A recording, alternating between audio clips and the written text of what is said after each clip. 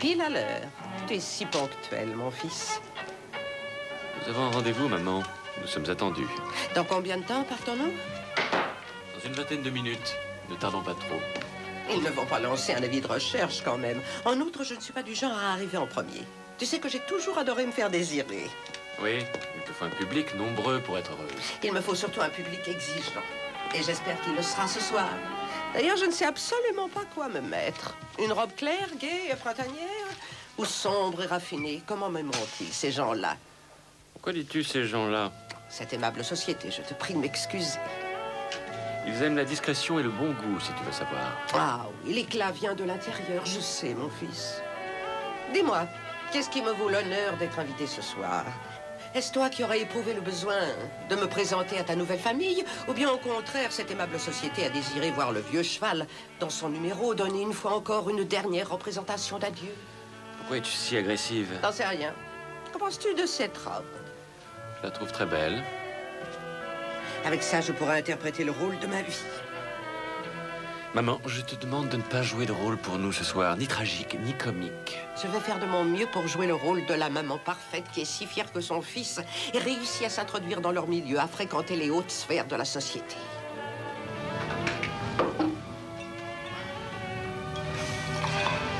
Laisse ça. Au bas les pattes, c'est mon verre.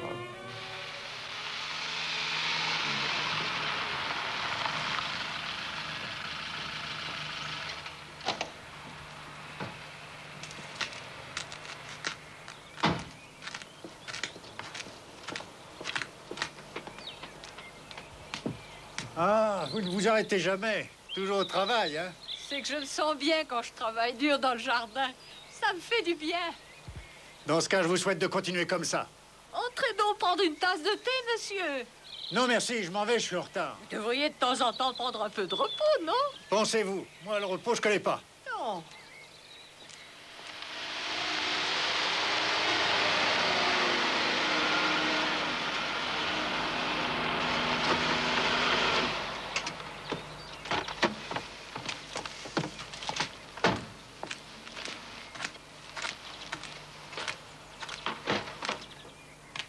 Merci. Qu'est-ce que tu en dis? Tu as raison, c'est un modèle de simplicité, discrétion et bon goût. Nous sommes en retard? Non, non. Ah. Maman, ta cigarette. Enfin. Eh bien, bonjour. Je pense que vous avez bien reçu ma lettre et les photos. Oui, les grandes photos, c'est ça. C'est parfait. Par conséquent, je ne vois pas l'utilité d'avoir de longues discussions. J'agis pour des raisons commerciales. Et je maintiens mes prétentions, qui ne sont pas vraiment exagérées. Non, je préfère ne pas en parler. C'est mon petit secret, voyez-vous. Si ça vous est possible ce soir, oui. Non, ça ne me dérange nullement. À 21h précis, si vous voulez bien, au parking de votre maison. N'essayez pas de me jouer un mauvais tour. Ça me fait plaisir que nous nous comprenions. Au revoir.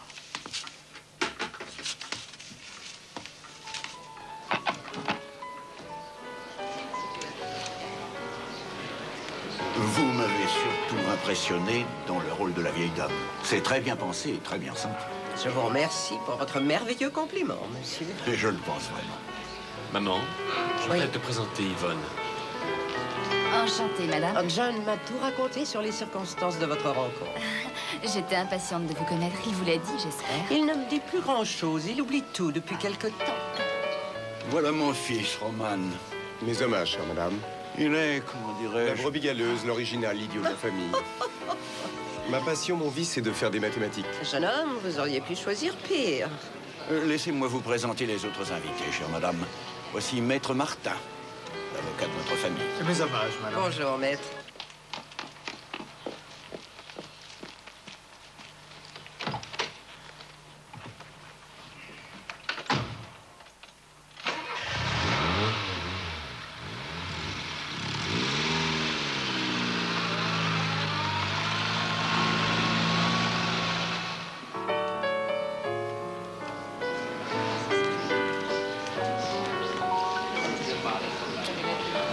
Elle est fascinante. Oui, là, elle a son public. Elle est en grande forme. Mais à la maison, elle reste au lit une partie de la journée. Elle ne fait rien d'autre que boire, elle ne mange pas. Oh non, peut-être que vous exagérez, vous ne croyez pas? Oui. Des journées calmes, à l'ombre de la forêt. Si tu vois la lumière qui tombe sur nos cœurs, ne me dis rien. Le temps n'existe pas, n'aie aucune peur. Alors tu seras emporté par-delà l'hiver avec les roses de l'été. Mon Dieu, c'est beau. Je regrette infiniment de ne pas vous avoir vu sur scène. Vous avez une telle présence. On peut espérer que l'occasion se représentera. Je l'espère, en effet.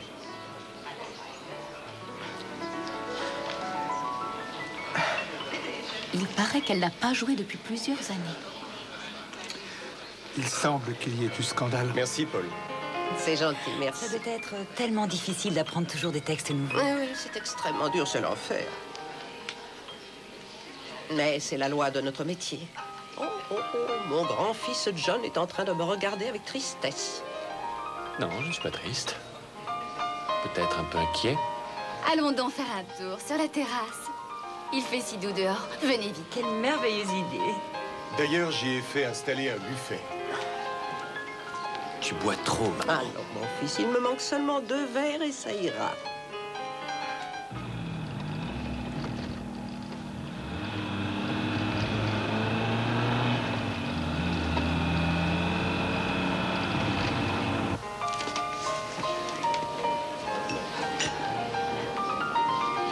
Mon frère est un vrai scientifique.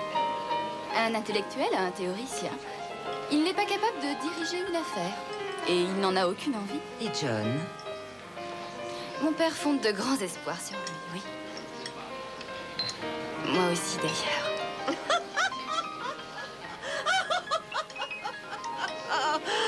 3 jours après, on l'a trouvé mort. Il avait voulu juste traverser la route et puis voilà que... une voiture le renverse. Heureusement, il est mort sur le coup, ça valait mieux. Vous venez de la part de mon fils, jeune fille. Qu'allez-vous donc imaginer? Je parle trop et trop fort. Et il n'aime pas ça. Et vous avez tant de charme, voyons. Vous voudriez un café, peut-être? Ah, ça serait très gentil de votre part si vous m'appeliez un taxi, que je puisse rentrer chez moi. Mais si vous voulez vous reposer... Vous me rendriez un immense service si vous pouviez me permettre de quitter votre maison sans me faire trop remarquer. J'appelle John pour le lui dire. Appelez plutôt un taxi, soyez gentil. Bien, j'y vais tout de suite. Merci. Alors, en attendant, faisons quelques pas dans le jardin. Mes jambes sont toujours solides. Je dois dire qu'elles ne m'ont jamais lâché. Dans aucune situation. Ravi de vous avoir connu. Mais moi aussi, chère madame.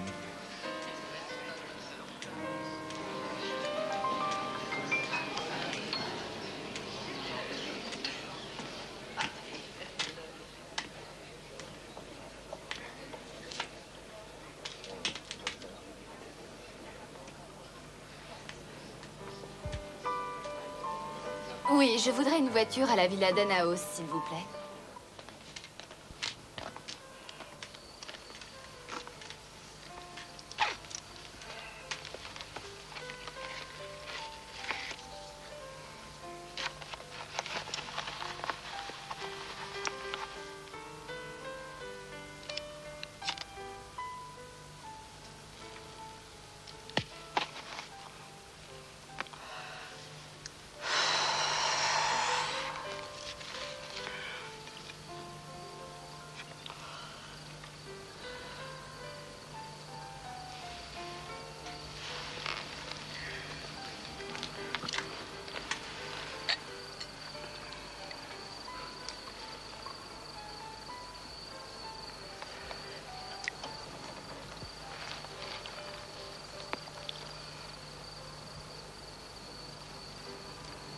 Elle a préféré rentrer se reposer. Le taxi va arriver dans un instant. Nous allons nous occuper d'elle. Maintenant, elle est de notre famille. Où l'ont passé John? Ah, il est allé avec Roman au hangar à bateau. Dis-lui que je voudrais lui parler. Mon Dieu! Devant la maison, sur le parking, il y a un homme dans une voiture assis. Que se passe-t-il? Selon toute apparence, il est mort. Qu'est-ce que vous dites? C'est impossible. Et pourtant, je l'ai vu de près. Il a la tête penchée de côté avec un regard fixe. Il est certainement mort. Docteur Martin. Quelle horreur, le pauvre homme. Est-ce vraiment sur le parking? Ouais. Oui, elle a parlé du parking. Enfin, c'est ce qu'elle a dit.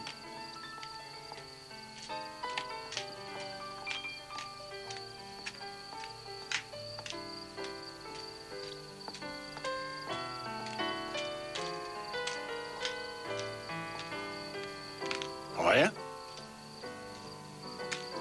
Rien du tout. C'est une hallucination. Hein? N'est-ce pas qu'il est mort, hein? Veuillez avoir l'extrême obligeance de me montrer l'homme qui est mort, je vous prie. La voiture était là. Oui? Je ne me souviens plus. Où se trouvait la voiture? Je crois par là. C'était par ici, de ce côté-ci, ou par là? Je crois bien que c'était là. Oui, mais vous ne pouvez rien assurer.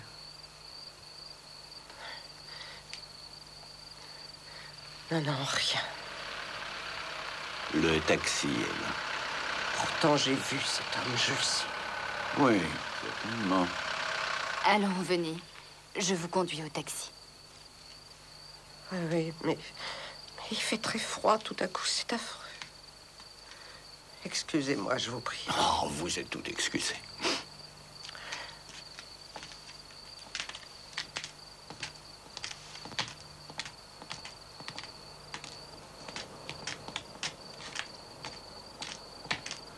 Je l'ai suivi au cours des 2 dernières années. Deux cures de désintoxication, ça n'a vraiment pas l'air d'avoir été efficace. C'est bien malheureux, une telle femme. Bonjour, commissaire. Bonjour, Gert.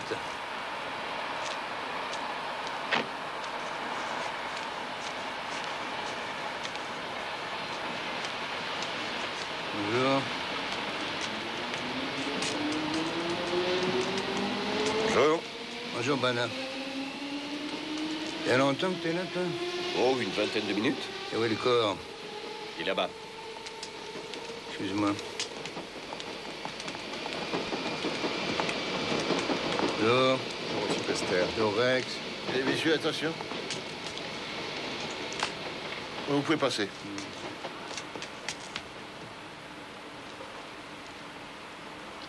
Tiens, bonjour. Ah, non, ne le couvrez pas. Laissez-le comme il était.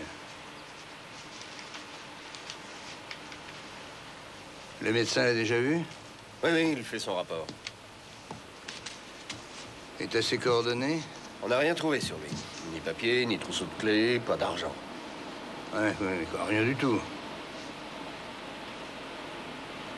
Ce sont des chaussures très chères qu'il porte, hein? Les wagons sont sur la voie depuis quelle heure? Depuis 7 heures ce matin. On les a mis là pour permettre le chargement des trains Augsbourg-Munich. On les charge ici, en général. Ce sont des trains de marchandises. Et la porte a été ouverte il y a longtemps? Oh, à peu près 40 minutes. Oui, c'est un ouvrier qui a découvert le corps en voulant commencer à charger. Excusez-moi, mais je... Ah non, vous excusez pas, vous êtes tout à fait le bienvenu. Il devait être déjà dans ce wagon quand le train est arrivé sur cette voie, non? Je le pense aussi, oui. Brenner, le train s'est arrêté quelque part. D'après les chemins de fer, il va d'Augsbourg à Munich, direct. Alors, par conséquent, il se trouvait déjà dans le wagon au départ d'Augsbourg. C'est exact. Alors, quelqu'un peut-y traîner un mort dans la gare de triage en pleine nuit, ou bien y a-t-il du monde et de la lumière constamment? Dans le deuxième cas, il aurait été déposé en cours de route. Comment ça, en cours de route? Ah oui, tu veux dire qu'on l'aurait balancé depuis le pont, là, sur le train en marche. Attention, il a pu sauter de son plein gré. Il se serait donné la mort. C'est possible. En sautant à pieds joints sur le train. Alors là, franchement, ça m'étonnerait. D'après l'expérience que j'ai pu avoir, un homme qui se suicide a au moins ses papiers sur lui. Il a des clés, il a de l'argent, il a quelque chose. Alors, emmenez-le à l'autopsie. Joseph? Oui. Et dans où se trouvent les bureaux? Juste derrière la ronde d'accès. Vous allez voir, ils ont bien une carte du réseau. Je voudrais bien savoir exactement où le temps est passé.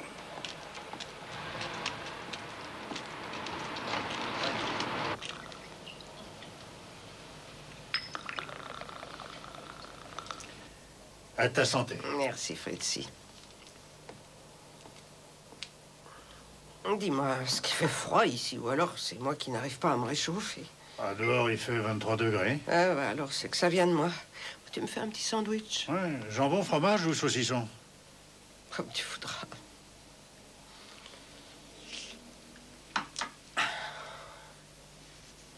C'est dommage que tu n'aies pas été là hier. Ah oui, qu'est-ce qui s'est passé? Oh. Bonjour. Bonjour, monsieur. Comme tu n'es pas à la maison, tu ne peux être qu'ici. J'avais besoin de téléphoner. Tu as le téléphone que je sache. Il est coupé, j'ai oublié de payer la facture. Il faut que je te parle. Assieds-toi. Donc tu viens avec moi. Fritzy est un vieil ami. Il peut tout entendre. Il faut que j'aille à la cuisine. Je ferai ton sandwich après. Merci, Fritzy.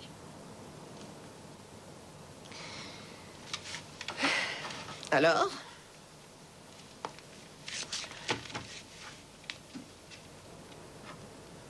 Ces dernières années, avec toi, j'en ai vu de toutes les couleurs. Et toi, dans ta tête de petit génie, tu as fait le compte des sottises de ta mère. C'est toujours moi qui ai dû tout assumer. Pauvre John. Mais hier, tu es allé trop loin. Dis-moi, comment as-tu pu jouer une comédie aussi ignoble hier? Je sais pas de quoi tu parles. Ce mort que tu as vu dans la voiture, sur le parking. Eh bien, je l'ai vu, ça, je le sais. J'espère que tu me crois, ou bien tu veux dire que je suis Complètement folle.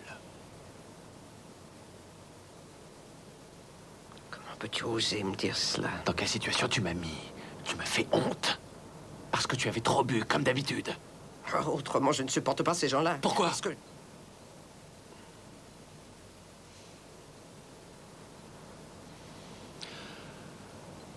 Je vais te demander d'écrire un mot.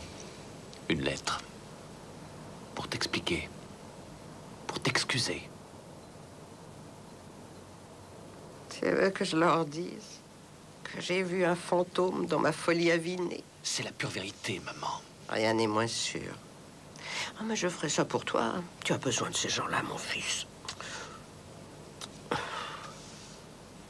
Il y a des fractures à la clavicule gauche, au deux bras et également une au coccyx. Oui, mais le coccyx, ça peut très bien provenir de la chute qu'il aurait fait dans le wagon de marchandises. Est-ce que c'est ça qui l'a tué? Non, il a également le larynx broyé. Oui. Alors il aurait été tué par strangulation. C'est très net. Entre les deuxième et troisième cervicales, il y a des marques de strangulation. On les voit très bien ici. Mais dites donc, il fallait beaucoup de force pour ça, hein? Vous avez l'heure de la mort? 6 ou 7 heures avant qu'on ne le trouve. Ça nous ferait donc environ vers les... À peu près entre minuit et 1 heure. Ouais, c'est ça. Oui. Ben, merci, docteur. Est-ce que vous avez trouvé quelque chose sur les habits? Oui. Oui, le costume vient de Londres et les chaussures viennent d'Italie. Aucune demande de recherche à son sujet n'a été enregistrée? Ah, rien du tout, aucune demande, aucune plainte au service des disparus. Ah, docteur. Oui? Est-ce que vous pouvez arranger le visage pour qu'on fasse une photo de lui? Oh, sans difficulté. Oui, on va passer un avis de recherche immédiatement dans la presse. Très bien. Ouais. Ah, à propos, docteur, pouvez-vous imaginer sous combien de ponts doit passer le train sur la voie ferrée entre Augsbourg et Munich, par hasard? Sincèrement, je ne me suis jamais intéressé à la question. Eh ben, nous, il faut bien. Il y a 16 ponts. Vous vous rendez compte des recherches que va faire notre pauvre Gert? Pardon. Ben, ça ira vite avec ta moto, non? Ah, je vous remercie, commissaire. Je veux remonter sur les planches, Léo. J'ai besoin de refaire du théâtre. Je sais, je sais. J'ai tout essayé. J'ai tout fait, tu le sais. Tout ce qu'il est possible de faire. J'ai déjà expliqué à tout le monde combien tu es fabuleuse, quelle grande dame tu es. Mais si, mais si, mais si. Bon, voilà, ils ont encore peur de prendre le risque. Tout le monde se souvient. Ah ouais? Et toi, qu'est-ce que tu en penses? Il faut de la patience. Je n'ai pas le temps d'attendre. Mais je comprends ce que tu veux dire, Tila. Au fait, je vais la semaine prochaine à Hanovre. Tu serais prête à jouer à Hanovre, n'est-ce pas? Où on voudra. Comme on voudra. Je suis prête. Excusez-moi. Et qu'y a-t-il? Monsieur, vous avez Zurich. Ah oui, c'est vrai. Tu m'excuses une seconde, Tila. J'en ai pour quelques minutes. Ok, alors je Je vais te rester un retrouve peu après, hein, dès que encore j'aurai un peu. fini. Et tu sais, j'ai une autre idée. Oui, hein. bah tu me raconteras ça. Tiens, installe-toi ici pour l'instant. Bon, passez-moi la communication ici. Oui.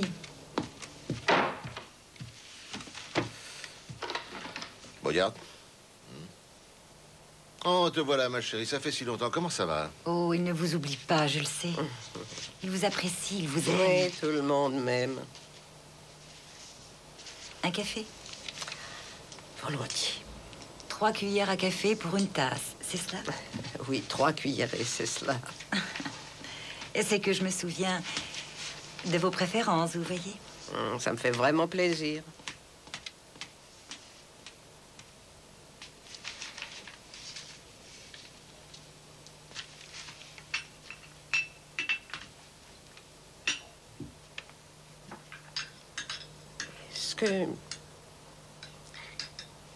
Est-ce que je peux utiliser votre téléphone? Naturellement. Donnez-moi le numéro que vous désirez et je le ferai pour vous. Il faudrait que j'appelle la police. Oui, la police criminelle.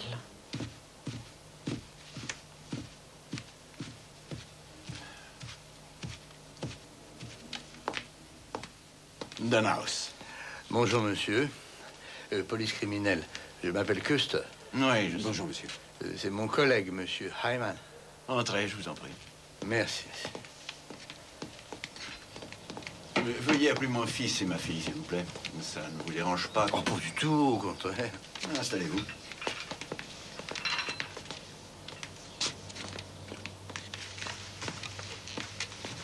Vous avez là un splendide domaine, monsieur. Et le paysage est de toute beauté. Oui. Et il y a 80 ans, cette étendue de terre n'était en fait que des marécages. Et mon grand-père y vivait dans une cabane de pêcheurs. C'est mon père qui a commencé le travail d'assèchement des terres. Plus tard, il a construit cette maison. J'y habite moi-même depuis 45 ans. Et si, grâce à Dieu, tout continue à bien se passer, j'espère que nos enfants et nos petits-enfants y vivront à leur tour. Nous l'espérons. Enfin, je veux dire, nous vous le souhaitons de tout cœur, monsieur.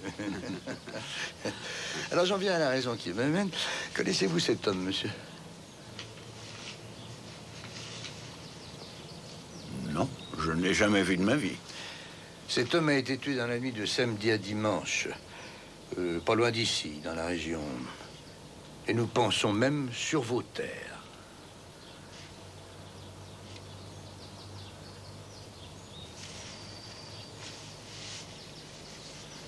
Qu'est-ce qui vous autorise à faire ici de pareilles affirmations?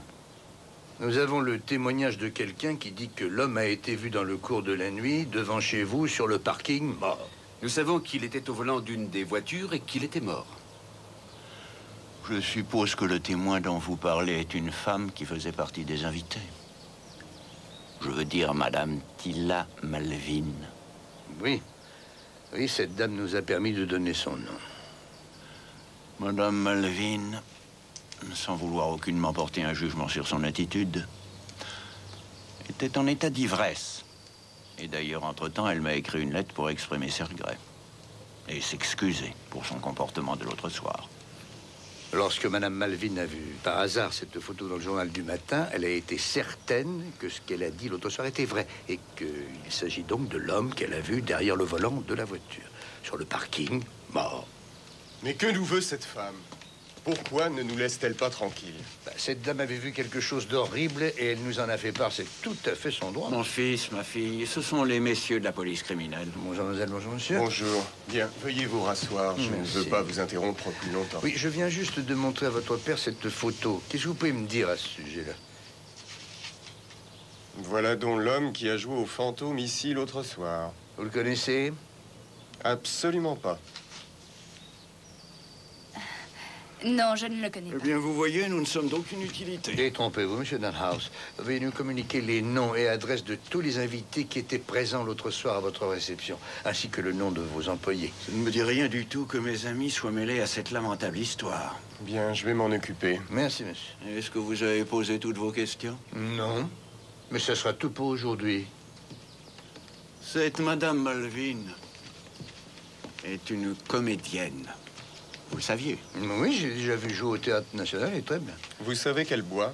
Cette femme est alcoolique. Non, je ne le savais pas, mais vous savez, il n'y a pas que les comédiennes qui boivent. Ça fait des années qu'elle n'a plus aucun contrat et elle passe sa vie dans les studios de télé ou de doublage. Mais elle fait ça pour gagner sa vie depuis que la gloire l'a quittée, cette dame. Vous ne croyez pas qu'elle a tout simplement inventé de toutes pièces cette histoire? Et peut-être dans l'espoir de se faire remarquer. Dans ce métier, on ne recule devant rien, non? J'ai peur que nous soyons victimes de cela. Écoutez, un meurtre a été commis et ça, c'est sûr. Elle n'a rien inventé. Je suis passée par le parc pour rejoindre la route et je me suis adossée à une voiture. J'ai attendu et je me suis allumé une cigarette. C'est là que j'ai vu quelque chose qui brillait par terre. Je l'ai ramassé. C'était une décoration. Une décoration? Comment est-elle pu arriver là? J'en sais rien. J'ai donc ramassé la décoration et puis c'est là que j'ai vu la voiture. La portière était ouverte. Et derrière le volant, il y avait un monsieur. Je me suis donc approché de la voiture et j'ai demandé si la décoration que j'avais trouvée était à lui. Alors il m'a regardé avec ses yeux hagards, un regard fixe. Et il ne m'a rien répondu. Mais 5 minutes après, ce drôle de monsieur et sa voiture s'étaient évanouis comme des fantômes. J'étais comme une écolière qu'on aurait surprise en train de mentir pendant que tous ces gens si bien élevés, me regardaient posant des questions tous avec leurs mines faussement polies. Mais la médaille que vous aviez ramassée, vous l'avez?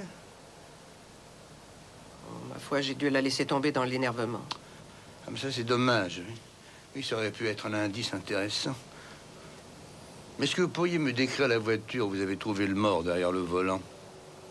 Si je la voyais, je pourrais sûrement la reconnaître. Mais pour la décrire, ben, c'était une petite voiture. Une voiture claire et petite. Oui. Oh!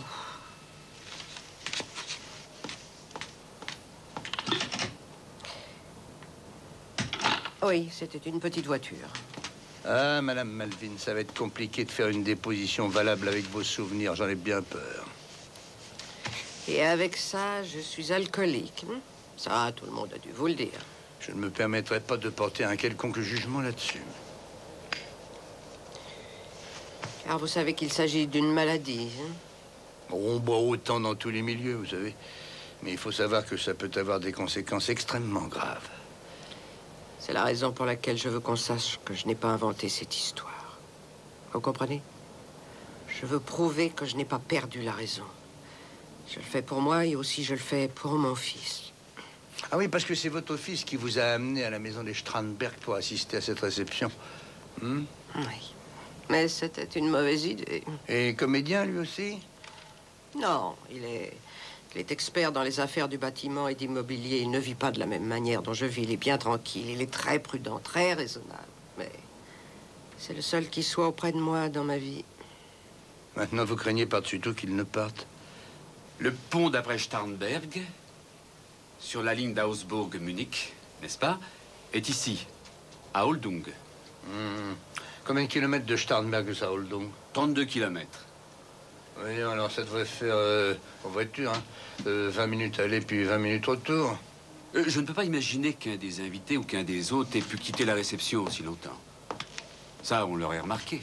On aurait très bien pu mettre la voiture avec le cadavre n'importe où, dans une ruelle, tout près de Starnberg, ou bien encore au bord du lac, par exemple, en recouvrant le corps avec un drap, et puis retourner avec les invités, puis dès la fin de la réception, on aurait amené le corps et la voiture jusqu'au pont d'Oldung. C'est possible, ça. Encore faut-il que l'une de ces personnes ait quelque chose à voir avec l'affaire. Ben oui, c'est clair, c'est la première condition. Dis donc, ça avance un peu, l'enquête? Oui, alors, sur les 34 invités sur le personnel, on en a trouvé 29, et parmi eux, un avocat, Maître Martin, et le fils de cette Madame Malvin. Et sur les 29, quoi, zéro, rien, hein. Aucun n'a reconnu l'homme de la photo. Et si c'était vraiment une hallucination de Madame Malvin, après tout? Ah, voilà le nom du mort trouvé dans le wagon. Il s'agit de Klaus Unger, habitant rue Wackenroth, dans la banlieue de Munich-Nord. Il était dans la surveillance et le gardiennage, pour la protection d'objets, de personnes et de transport de courrier. Et comment tu sais tout ça, toi? Je viens juste d'avoir sa secrétaire au téléphone. Elle a vu les photos du journal. Dis donc, on va y aller tous les deux, hein, voir la secrétaire, allez. Allons, calme-toi, ma chérie. Voilà ton fiancé. Vraiment, je te trouve très drôle. Bonjour. Bonjour. Comment vas-tu? Bien, merci. Bonjour, Roman. Bonjour, John. Mais assieds-toi. Merci.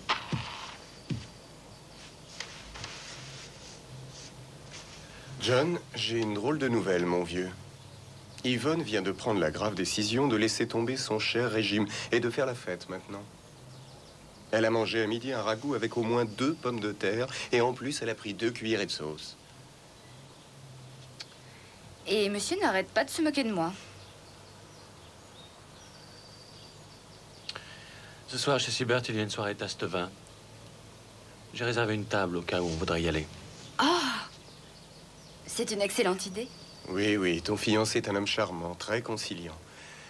Il a l'art d'éviter les controverses, il préfère carrément changer de sujet, c'est très bien. Il est vraiment très adroit. Laisse-le tranquille, s'il te plaît. Bonjour, John. Bonjour, monsieur Danaus. Bonjour, monsieur Malvin. Bonjour, maître. Mais je vous en prie, restez assis. Merci. Et comment va madame votre mère? Je me fais beaucoup de soucis. Nous aussi, nous nous en faisons. Nous avons beaucoup parlé d'elle et nous cherchons quoi faire pour l'aider. Car elle se met en ce moment dans une situation très difficile. Oui, c'est évidemment le moins qu'on puisse dire. Elle ne s'en sortira pas sans qu'on l'y aide. Même en tenant compte de son âge, de son milieu. Et en général de l'état d'esprit d'une ancienne comédienne qui est privée de son public. Avec ses affirmations, elle fait vraiment beaucoup de mal. Je suis persuadé qu'elle ne le sait pas. Bon, je sais, je le pense aussi. Mais peut-être que ce serait une bonne idée si nous pouvions l'envoyer dans une maison de repos. Mais quelque chose de très bien, bien sûr. Elle pourrait se relaxer et même reprendre une cure de désintoxication. Elle en a grand besoin. L'argent n'a pas à entrer en considération. Considère ça comme une offre, John. Tu vas lui en parler, n'est-ce pas? Je ne fais que ça à lui en parler. Je viens de le faire. Pour elle, c'est une question de confiance. Elle craint qu'on la prenne pour une folle. Elle veut prouver qu'elle a toute sa tête. Ce qu'elle désire, c'est qu'on la prenne au sérieux. Que représentons-nous pour toi, John? Il faut dire plutôt, pour toi, que représente ton avenir? John va prendre tout cela en main. La dernière fois que vous avez vu Monsieur Unger, c'était... Vendredi. Vendredi après-midi, il est passé me dire au revoir. Vous a-t-il dit par hasard ce qu'il ferait ce week-end? Mon patron n'aimait pas mélanger le travail et la vie privée. Est-ce que vous avez remarqué quelque chose manquant dans ses affaires depuis vendredi? Oui, il manque sa serviette. D'ailleurs, il l'emportait toujours avec lui. En tout cas, chaque fois qu'il avait un rendez-vous important. Savez-vous s'il allait souvent dans la région de Starnberg pour affaires? Pour affaires, non, je ne sais pas. Vous a-t-il parlé de Monsieur Danaus quelquefois? Ou de Yvonne, ou de Roman Danaus? Ce nom ne me dit rien du tout. Il y a une vieille dame qui travaille aujourd'hui, là, hein? Oui, oui. Je vais aller l'interroger. Depuis combien de temps Monsieur Unger était-il installé ici? Depuis 5 ans. Et dans cette entreprise, apparemment, marchait très bien, hein? Un grand espace pour les bureaux, puis une belle voiture, un appartement en haut. L'entreprise était florissante. Oui, nous n'avions pas à nous plaindre. Ah, je ne trouve plus la vieille dame. Et sa maison est fermée. Oui, il se peut qu'elle soit en train de dormir. Tous les jours, l'après-midi, elle se repose 1 heure. Le reste du temps, elle travaille dans son jardin. Et nous avons toujours eu de bonnes relations de voisinage avec elle. Ah oui? Ah, j'ai quelque chose à demander. Monsieur Unger, il a une décoration, n'est-ce pas? Une quoi? Une décoration, oui. Là ou ailleurs, enfin, je sais pas, vous voyez? Non, Monsieur Unger n'en portait aucune. Ah bah ça, c'est dommage. Alors. Enfin, si vous avez une idée, je vais vous laisser le numéro de téléphone. Il est 4h30. Ciao. Au revoir tout le monde. Bonne soirée. À demain.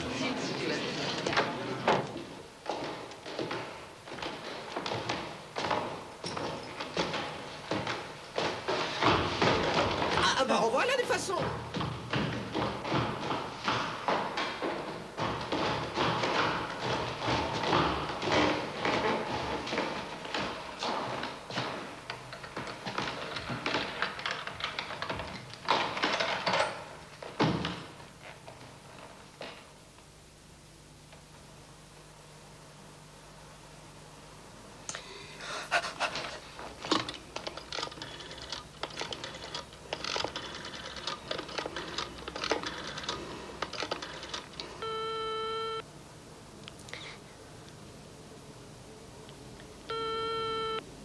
Oui.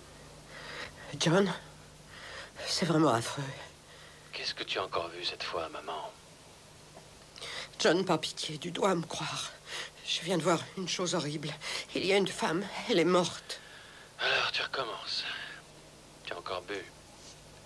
Tu n'as pas honte de faire ce que tu fais? John, il faut me croire. Je l'ai vue de mes propres yeux. Elle était tendue sur le palier.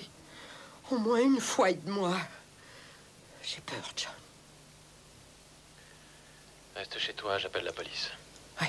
Je commence à en avoir assez de tes histoires.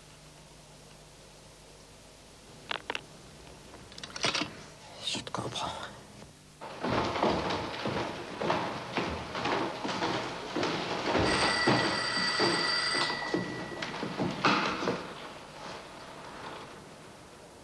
Qui est là? La police.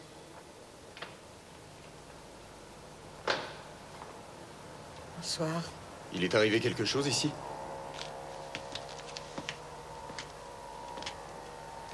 Regardez. Non.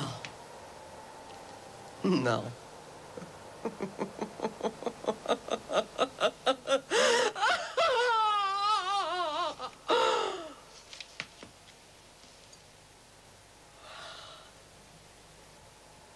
La vieille dame du jardin, une certaine Madame Padoura, a eu dans l'après-midi d'avant le meurtre un court entretien avec Unger.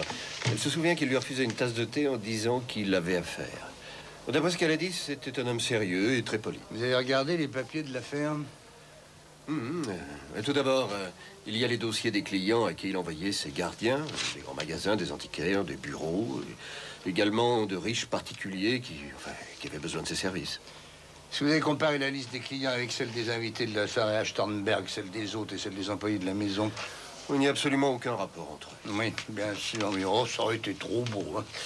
Le deuxième classeur concerne les impôts et aussi les fiches de paye des employés. Nous n'avons pas eu le temps d'y jeter un coup d'œil encore. Mais nous allons nous y mettre et ça ne prendra pas beaucoup de temps. Bonjour. Bonjour, Elle a encore vu un cadavre dans l'escalier, mais cette fois, c'est une femme. Quand les policiers sont arrivés, le cadavre avait disparu. On est vraiment tombé sur une folle. Oh, la pauvre femme.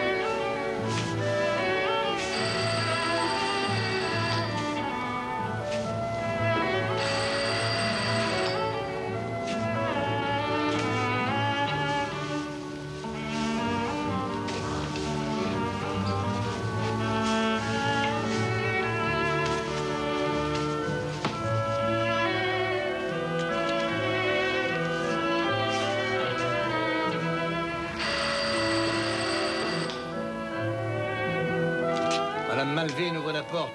Ouvrez. Nous savons que vous êtes là.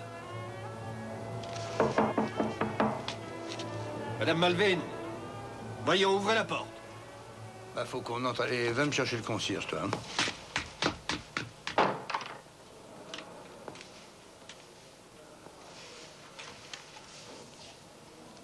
Comment te sens-tu? Comme j'en ai l'air. Pourquoi, grand Dieu, as-tu fait cela? J'avais l'impression que je devenais folle. Je vous remercie pour ce que vous avez fait. Bon, ben, y a pas de quoi. Nous sommes venus juste à temps pour conduire votre mère à l'hôpital et aussi pour constater que le mort qu'elle a vu dans la voiture l'autre soir sur le parking, eh ben, n'était pas du tout une hallucination, comme on l'a dit. Oui, nous avons trouvé un indice de taille. En fouillant dans son appartement, nous sommes tombés sur le sac à main qu'elle avait ce soir-là. À la réception, vous étiez avec elle, d'ailleurs, à Starnberg, chez Witthaus. Dans ce sac à main, il y avait cette médaille. Votre mère a cru voir une décoration au moment où elle l'a vu par terre devant la voiture où était le mort. Et dans l'émotion générale, elle a dû le mettre dans son sac sans s'en rendre compte. Et ensuite, elle a dû oublier de l'y avoir mis. Alors, cette médaille est le souvenir d'une fête sportive. Elle appartient aux morts. Nous en avons eu confirmation par un entretien téléphonique avec la collaboratrice et secrétaire de cet homme. Voilà. Je vous félicite d'avoir trouvé cette preuve. Vous pouvez, oui. Et je vous sais gré de vos encouragements, merci. Et l'autre histoire? Cette morte trouvée à sa porte? Ah ben pour ça aussi, on a une explication. Nous pensons que Madame Malvin a réellement vu une morte étendue sur les marches juste devant chez elle. Seulement la femme, eh ben, elle n'était pas morte. Il s'agissait d'une mise en scène macabre préparée et arrangée pour faire peur, comme dans les films d'épouvante. Tous les siècles de culture et les modèles de raffinement n'empêcheront donc jamais le vrai fond de la nature humaine d'être cru. Vous avez parfaitement raison, monsieur. Alors, votre fils vit toujours ici avec vous? Il a un appartement en ville à Munich, mais il passe tout son temps ici. Donc, toute cette scène montée dans l'escalier, n'est-ce pas, manifestement était là pour jeter le trouble chez Madame Malvin, provoquer une réaction pour la priver de ce qui lui restait de crédit comme témoin auprès de la police. Voilà. C'est démoniaque. Par ailleurs, d'autres éléments viennent confirmer l'hypothèse de cette mise en scène. Un homme a appelé différents journaux en ville en se faisant passer pour un journaliste célèbre. Il a très bien imité sa voix, d'ailleurs, avec talent. Il a décrit en détail toute l'affaire. Toute. Alors nous nous demandons qui a intérêt à faire croire à tout le monde que Madame Malvin ne jouit pas de toutes ses facultés mentales. De toute évidence, il ne peut s'agir que des gens qui ont peur de sa déposition. Ce qui veut dire que vous nous soupçonnez. Ça, c'est vous qui le dites, cher monsieur. Nous avons vérifié tous les papiers concernant le personnel de l'entreprise un par un. Ah oui? Vous avez trouvé quelque chose? Dans l'ensemble, c'est surtout de la paperasse. Mais il y a quelques remarques personnelles au dos des documents, du genre de connaissance des pays d'Orient, ou aime beaucoup les chiens, ou alors capable d'escorter une dame en toute sécurité. Non, ça dit, il est mal dans ce métier. Il y a une seule chose bizarre. C'est la remarque écrite sur la fiche d'un dénommé Schmidtke Hans Dieter, employé à temps complet du mois de février à fin août 82, pour 2500 marks de salaire mensuel. Et il a reçu le 20 juillet 82 une prime spéciale de 1200 marks, sans aucune raison. Ah oui? Bah ça pourrait être très intéressant. Fais-lui donc venir, tiens. Ça va faire bientôt une année que vous êtes chez nous comme chez vous. Vous êtes un excellent fiancé pour mon Yvonne. Vous supportez même les sautes d'humeur de Roman. Et vous m'êtes très sympathique. Nous avons eu quelques belles conversations tous les deux.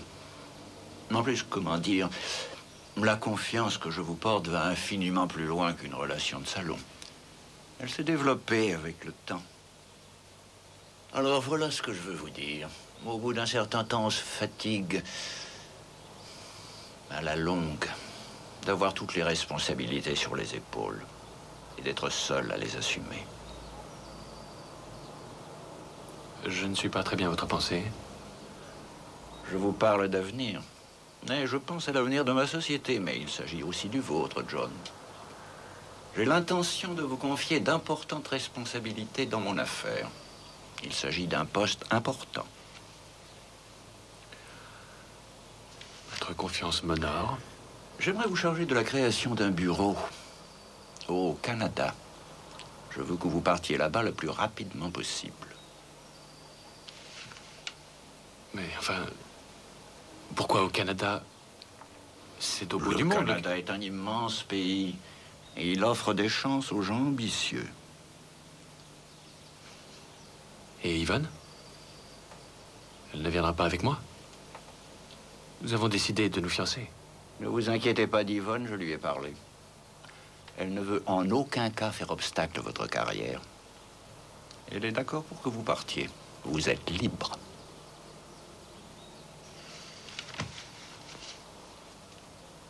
Vous vous débarrassez de moi. Tout est réglé pour vous et vous n'avez plus qu'à partir. Alors, monsieur Schmidt, que dites-moi donc, comment êtes-vous entré dans la firme de Hunger? Un jour, j'ai trouvé une annonce dans le journal local. On demande jeune homme pour accompagner des personnes ou garder des magasins. Ah, alors. Alors, moi, je me suis dit que c'était un travail pour moi. Ah oui? Et vous vous êtes présenté? Oui. Le 18 août, M. Hunger vous a alloué sans aucune raison apparente une prime spéciale de 1200 marks. Pour bons et loyaux services?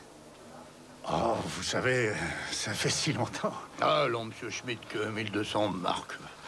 Ça peut pas s'oublier aussi vite que ça, alors. Ben, écoutez, je vais essayer de me rappeler. Oui. Le virement a eu lieu le 18 août. Alors, monsieur Schmidt, que voyons, pour quel travail avez-vous gagné cette somme d'argent, s'il vous plaît? On le saura d'une manière ou d'une autre, alors allez-y. Alors? Alors, Monsieur Hunger m'a demandé de suivre un jour une certaine personne. Je devais donc la suivre simplement, sans me faire remarquer, voilà. Et ensuite? Allez, continuez. Je devais attendre jusqu'à 19h. Qu'aviez-vous à faire d'autre? Ensuite, il m'avait dit de lancer une pierre dans la fenêtre du bureau au premier étage, oui. Et c'est exactement ce que vous avez fait, n'est-ce pas? Oui, je l'ai fait. Et pourquoi vous deviez lancer une pierre Ah, ça, il ne m'avait pas dit la raison. Et j'avoue que je me suis posé la question en le faisant. Ah oui? Et quelle explication avez-vous trouvé, alors? Ben, moi, je pense qu'il voulait que la sonnerie d'alarme se déclenche dans les bureaux de l'entreprise. Ah, et c'est ce qui s'est passé? Eh oui, c'est ça. Voulez-vous nous donner, s'il vous plaît, l'adresse de ce bureau avec précision? C'était au 14 de la rue Lobinger. Au 14 de la rue Lobinger. Et c'est le siège de l'entreprise Danaos qui est là? C'est bizarre, ça. Merci, monsieur Schmidtke. Je vais de ce pas rendre visite à monsieur Danaos et vous allez vous occuper de la secrétaire de monsieur Hunger, hein? Non, monsieur Schmidtke, vous devez rester encore un petit peu. Je vous confie un de mes collègues. Je préfère de beaucoup que vous restiez au commissariat. C'est uniquement pour votre sécurité, bien sûr.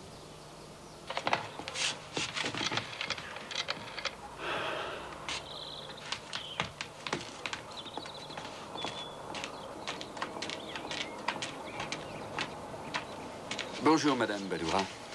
Madame. Bonjour, messieurs, que désirez-vous? Excusez-nous, madame, vous avez de la visite. Oui, comment le savez-vous? C'est la secrétaire de monsieur Hunger qui nous l'a dit. Pouvons-nous parler à votre visiteuse? Oui. Ah, je vous connais, vous. Vous êtes venu chez moi pour l'affaire de monsieur Hunger. Oui, parfaitement. Le pauvre homme. Vous avez trouvé le meurtrier? Est-ce que nous pourrions parler à votre visiteuse? Oui, un moment, s'il vous plaît. Tila! Bonjour, madame Malvin. Ayman, police criminelle. Tu sais, j'ai raconté... Madame Malvin, je vais vous demander de nous suivre.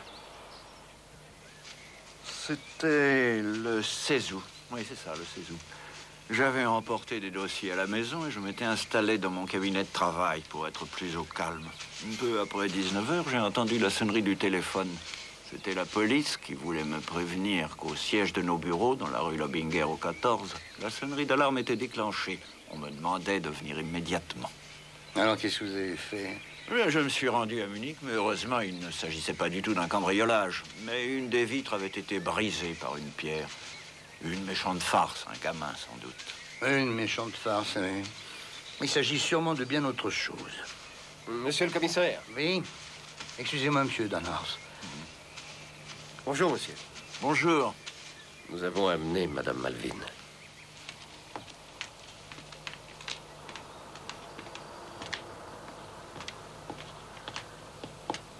Bonjour. Bonjour, monsieur Malvin. Qu'est-ce que tu fais là? Eh bien, L'autre jour, tout près d'ici, un homme a été assassiné. John, je voudrais S'il vous savoir plaît, ce que tu fais vous ce êtes soir. prié de ne pas parler entre vous. Je dis bonjour à ma mère, c'est interdit? Monsieur Malvin. Bonjour. Bonjour. Bonjour, Yvonne. Bonjour.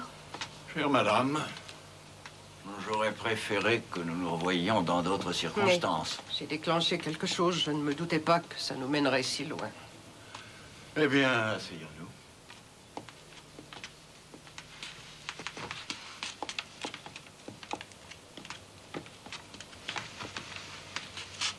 Madame Malvin, mon collaborateur vient de m'informer que cette vieille dame qui habite le petit pavillon, la Madame Badoura, est une amie à vous. Madame Badura était mon professeur d'art dramatique. Personnellement, je lui dois beaucoup. Et vous allez souvent la voir? Enfin, c'était au début dans la maison et plus tard au petit pavillon, ça. Nous avons toujours gardé de bonnes relations. Et bien sûr, au cours de vos visites, vous avez rencontré Monsieur Unger, c'est ça? C'est lui qui avait acheté toute la propriété. Non. Oh, jamais. C'est bizarre, ça vous trouvez pas?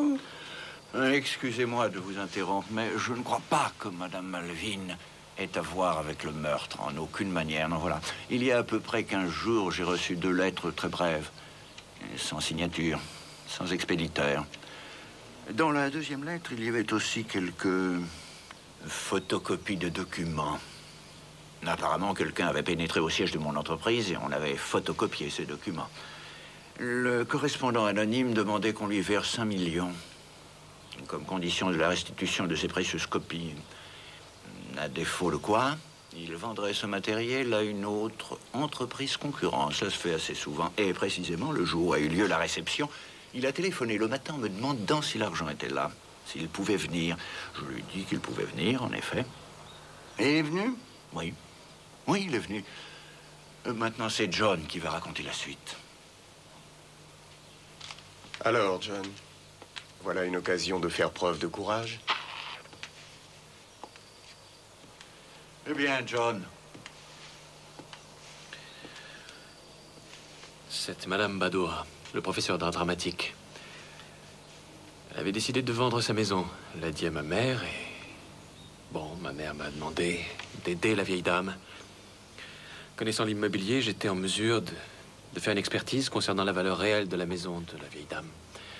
Et éventuellement trouver un acheteur. Et vous l'avez fait? Oui. J'ai fait rencontrer Madame Badoura et Unger, dont j'avais fait la connaissance peu de temps avant. Et là, Madame Badoura, en fait, ne se rendait pas bien compte de la valeur réelle de sa maison. J'ai donc fixé pour la maison un prix de 600 000 marks. Et Unger l'a acheté. Et combien valait en réalité cette maison? Vu l'endroit où elle est située, elle valait dans les 2 millions. Et combien d'argent, Monsieur Unger, vous a-t-il versé en échange de ce service?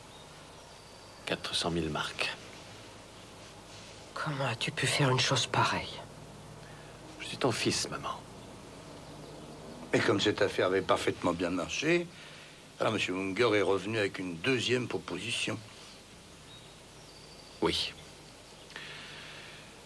Et cette fois, il m'a demandé de lui procurer des copies de documents provenant des entreprises Danhaus. J'ai voulu d'abord refuser. Alors il m'a menacé d'écrire une lettre à Monsieur Danhaus et de me dénoncer comme escroc. Et vous avez marché, hein? Oui. Mais au moment où Unger a fait déclencher la fausse alarme dans les bureaux ce fameux soir, pendant que Monsieur Danhaus, vraiment soucieux, se rendait à Munich, vous, eh bien, vous avez photocopié les documents en question. Les documents qu'il avait laissés en toute confiance sur son bureau. Regarde-le bien, celui-là, ma petite sœur chérie. Et puis la lettre est arrivée. Avec la demande de rançon, 1 million.